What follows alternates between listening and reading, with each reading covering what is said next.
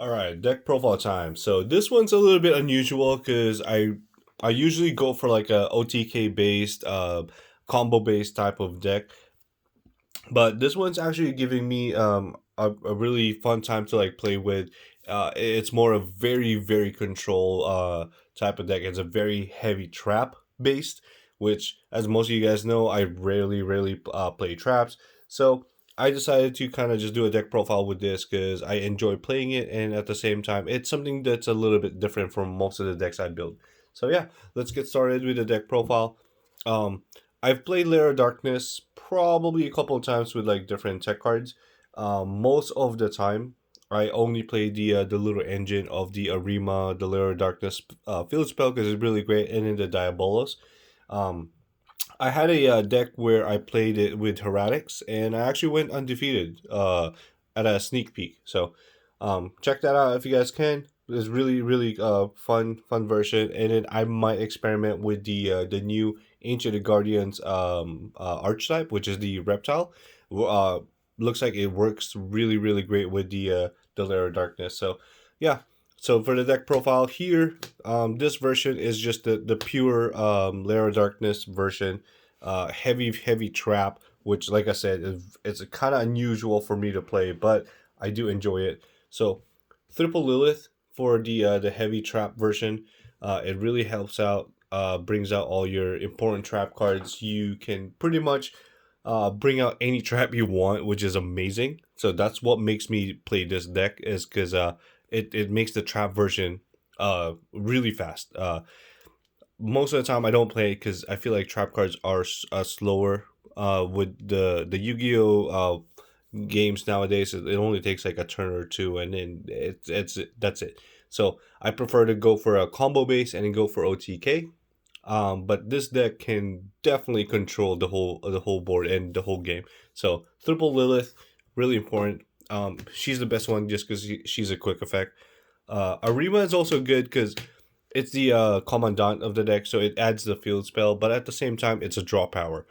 I love to draw, so drawing multiple of this is not even a problem because you can just add the field spell or do the draw. It's up to you, whatever the game state is at. Um, Only one Diabolus, just because he's not really like the main guy for this version. It does help, and you can search him, so only one copy is enough. There's even times where it's perfectly fine to wait until you draw it to him. But having a Diabolus is really good still because it gives you additional control because you put one card back from your opponent's hand to the deck. So and it's a dark. So anytime your dark monster gets tributed, he comes back. So this guy is really amazing. I was playing this deck online for quite some time and doing a couple of like testing and such. And then for some reason, I was looking to my bulk, and then I saw this, and I was thinking, it's like, why am I not playing this in a heavy trap version? So I'll try to utilize this. It has a lot of synergy. One, it's a level one to make a Linkaribo, and Linkaribo is a dark as well. Actually, I'm not playing it right now. It looks like I switched to a Link Spider. But one of the plays that you can do is that Linkaribo, you can tribute it to negate an attack, and then it triggers Diabolos. But like I said, since Diabolos isn't really that um important in this version, I switched to a relinquish anima to gain more control. But that's one of the effects. But the main reason why we play this is because it's a heavy trap deck. So if you use this, link it off, um, or send it to the graveyard, however you want to put it to the graveyard, it triggers to look at the top three of your deck, and then you stack it up however you want it. So most of the time, you stack the normal trap card, which all the traps that we play here are normal trap. You stack it up. So on your opponent's turn, you can banish this, set it to your field. It can be activated that turn, and then the next card you draw would be the second one that you stack. So it has a lot of synergy. It's really great. It's also a dark, so that helps, and it's also a fiend. So there's a version of this deck where I'm actually playing a card called Evil Mind. You guys should look that up. I don't have it just of yet, but I will be switching one of these cards here to be able to play at least one or two Evil Mind, because that is a really great card. What Evil Mind is basically, it says you, if you have a Fiend monster, if your opponent has at least one monster, you draw a card.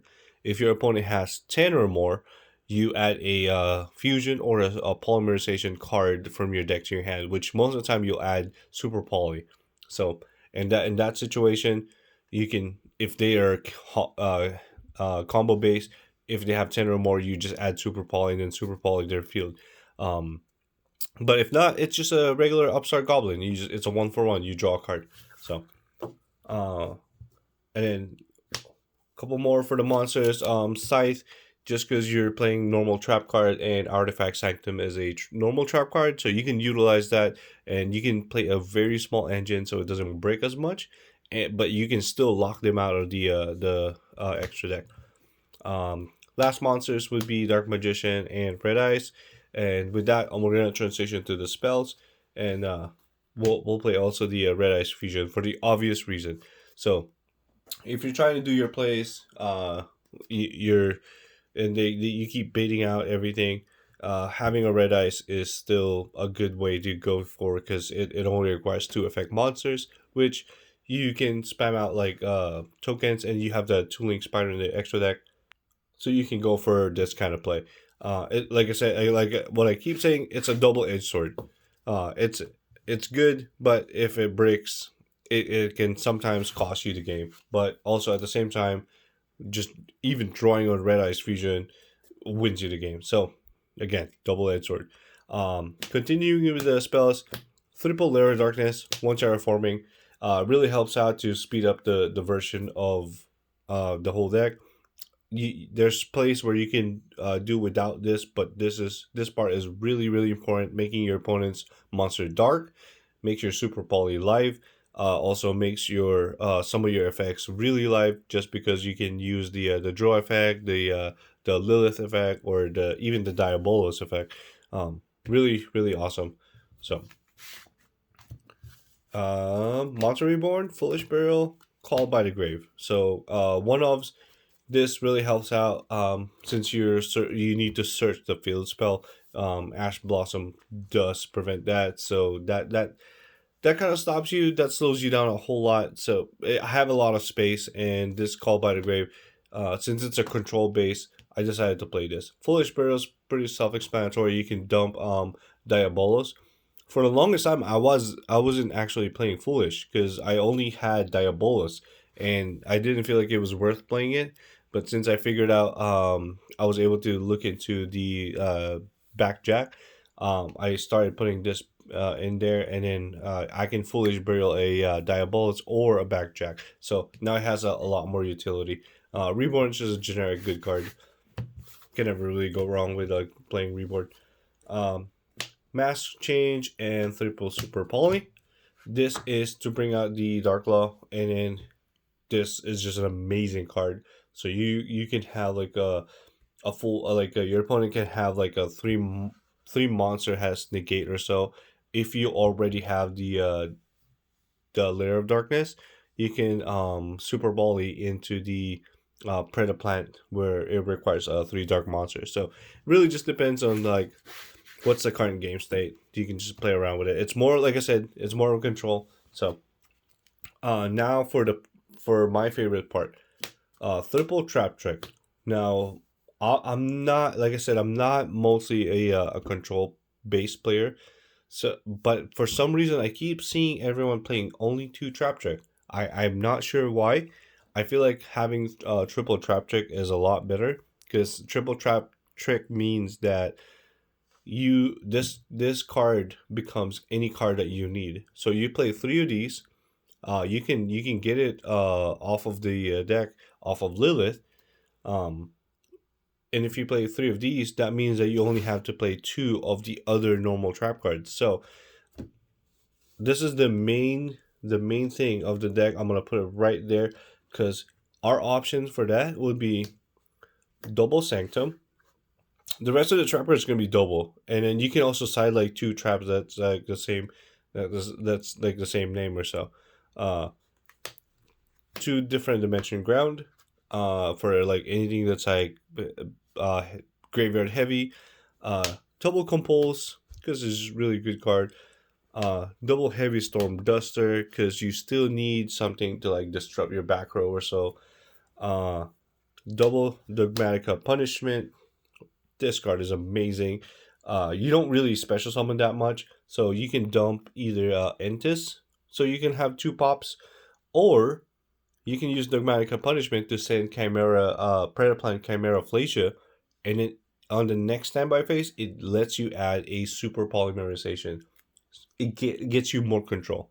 Uh, Double imperm because you can activate it at the same turn, and it's still going to be set.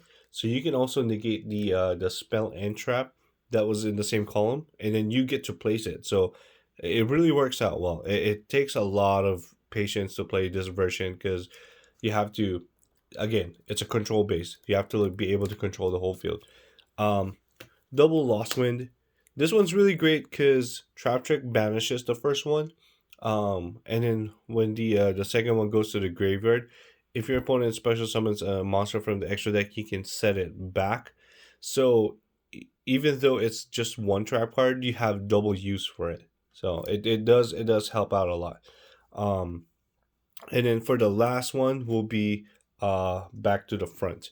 Back to the Front is really useful just because of the Lilith. Arima, there's times where you do tribute for your own monsters, and it's really nice to bring it back. One of the best things about this is that if you utilize the Artifact Sanctum to bring back the Scythe, um, that's already out of the deck, so you can't really use, if you don't use a trap check for this, you can't really use a second one. But you can still use the Back to the Front to bring back the Scythe and then lock him out of the extra deck one more turn. So these are the ratio that I found was really really useful. Two of each of everything, and then triple the trap check just to pretty much bring out any trap card that you want. So yeah, that's the main thing. And then the very very last card would be Metaverse. Unfortunately, it's a one of, so you can't really play. You can't use Trap Check to it, but it does help still because it just surprises your opponent that you can bring out like the field spell on their turn, and then you can use Lilith. So you can normal summon Lilith, set Metaverse. Still the same idea. So yeah, that's the main deck. Let me clean this up and then show you guys the extra deck. All right, so for the extra deck, we play one Chimera Flacia. Like I said, for the Dogmatic Punishment, it's really really great card because you can add you the Super Polymerization, the Intis, same thing for the Dogmatic Punishment. Now for the Super Poly target, which is some of the most important part of this, would be Trif Overritum. I don't know if I said it right. Starving Venom. So basically, 3 darks, 2 darks. Two monsters with the same attribute but different types, which basically all of them will be the same attribute because they're all dark, but most of them will be different types. So this is super good with Super Poly as well. Dark Law for the one mass change tech, and then for the Predaplant engine, we play the Dragoons and the Anaconda. And then this will bring us to the Link monsters, which is going to be the Link Spider. I'm playing 2 Link Spider because you do bring out a bunch of tokens every time you tribute, whether it's on your opponent's side or yours, but mostly on your side. So you play 2 Link Spider, so you can also get to Anaconda because you can't link with the token with Anaconda. 1 Almirage because you can use this for pretty much anything. You can use this for mainly for King Back Jack. So when you normal summon it, you can send it to the graveyard, summon this, and it protects your monster. But there's times where there's an interaction where you normal summon Lilith. Lilith is a 2,000 attack, but if it's normal summon, it becomes 1,000. So it meets the requirements for Almirage. They'll try to interrupt with Lilith, and you can actually either use its effect, or if it's something worst case scenario, you can still link Almirage using the Lilith. We played 1 Anima You can switch this out with a Linkuriboh like I discussion earlier, because Linkuriboh does tribute and it's a dark. So if you have a Diabolus in the grave or hand, or it will trigger. But so far, I'm really liking Anima because it's a control based. So if they end up making the misplay of summoning it to where a zone, like right next to the under the extra monster zone, you can punish them by summoning Anima and take control of it. One Phoenix, because the only back row disruption you have would be the heavy Storm Duster, so it's nice to have this. This is really amazing because you can link summon this. It's generic to monster. You can use 2 of your tokens, and then be able to tribute your opponent's monster to put a protection on the field spell. Really, really amazing card. And then last thing would be Barricade Board Blocker, because like I said, the field spell is super important. So being able to even discard one card, which is you can discard King Backjack as well, or even Diabolus. So they still have a utility in the grave. But this will protect your field spell, which is one of the most important part. Once you lose that field spell, you kind of lose advantage. But it's always good to be able to protect it with these two. So yeah, that's the entire deck. Like I said, just search up Evil Mind. I'm still waiting for my copy of Evil Mind in the mail. But once I get that, I'm actually gonna go ahead and put that here in this version of the deck. I'm gonna try and figure out which 2 cards I'm gonna take out to be able to put the 2 copies of Evil Mind, because it does help out. Being able to just either draw a card or search super polymerization helps out a whole lot. So yeah, if you guys have any comments, suggestion, or feedback, feel free to let me know.